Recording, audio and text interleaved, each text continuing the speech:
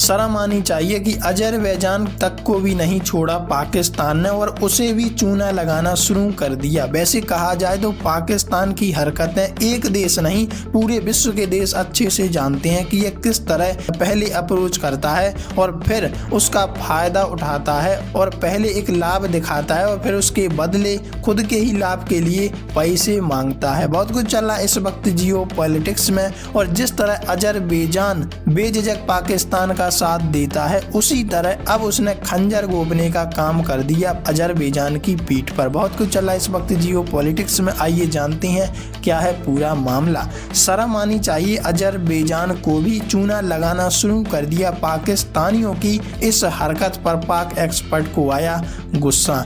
पाक एक्सपर्ट कमर चीमा का कहना है कि भीख मांगना पाकिस्तान में एक बड़ी इंडस्ट्री है जो खासकर अरब देशों में देखने को मिलती है, लेकिन अब तो पाकिस्तान के अंदर ही नेता इस तरह के हो गए हैं जिसमें सरकार और इंटेलिजेंसी एजेंसी के लोग शामिल हैं। सऊदी अरब से 24,000 पाकिस्तानियों भिखारियों को डिपोर्ट किए जाने पर पाक एक्सपर्ट कमर चीमा ने चिंता जताई। उनका कहना है कि सरकार और इंटेलिजेंसी एजेंसी के लोग इस सब में शामिल हैं और ऐसी चीजें से देश की छवि दुनिया के सामने खराब हो रही है। हमें कर्जा मिलना बंद हो जाएगा और हमारी जो रिप्यूटेशन है वो कमजोर पड़ती दिख रही है। कमर चीमा ने बताया कि संयुक्त अरब अमीरात ने 6,000 और अजरबैजान ने 2,500 पाकिस्तानी भिखारियों को देश से निकाला है। कमर चीमा ने कहा कि इतनी बड़ी संख्या में लोगों को निकाला जा रहा है तो क्या ये पाकिस्तानी की फेडरल इंटेलिजेंसी एजेंसी FIA की जानकारी बगैर ही वहां चले गए। उन्होंने कहा कि अजरबैजान ने 2,500 भिखारी भेजे, 6,000 UAE ने और 24,000 सऊदी अरब ने भेजे। ये बहुत ही बड़ी संख्या है किसी भी देश में किसी एक देश के भिखारियों की या कह लो लोगों की।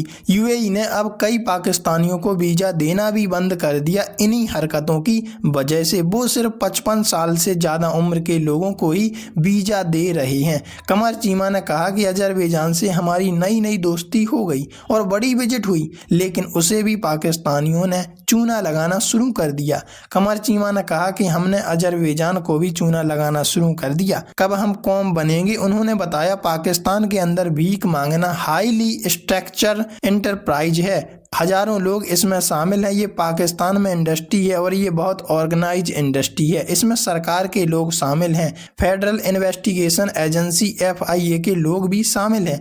जाहिर बात है कि इतने बड़े पैमाने पर लोग जाते हैं। 25,000 लोग सऊदी गए तो क्या FIA को नज़र नहीं आए? ये लोग 6,000 UAE गए तो क्या नज़र नहीं आए? और 32,000 लोग उन्होंने भेज दिए तो कई ऐसे होंगे जो डिपोर्ट नहीं हुए। कमर चीमा ने कहा कि सोचो कितने होंगे जो नहीं पकड़े गए और वो किस किस मुल्क में हैं। यानी आप मिडिल ईस्ट में भिखारियों के तौर पर जाने जाते हो। कितनी बेइज्जती वाली बात है। ये शर्म आती है कि इंसान को ये चीज़ सुनकर और देखकर। उन्होंने कहा कि इस चीज़ को लेकर इन डिटेल थोड़ा सा स्टडी करना चाहिए किस तरह की चीज़ें हो रही हैं इस इंडस्ट्री के अंदर। ये सक्सेसफुल वेंचर है। वैसे आप इस बारे में क्या राय रखते हैं? कमेंट में लिखकर जरूर बताइएगा।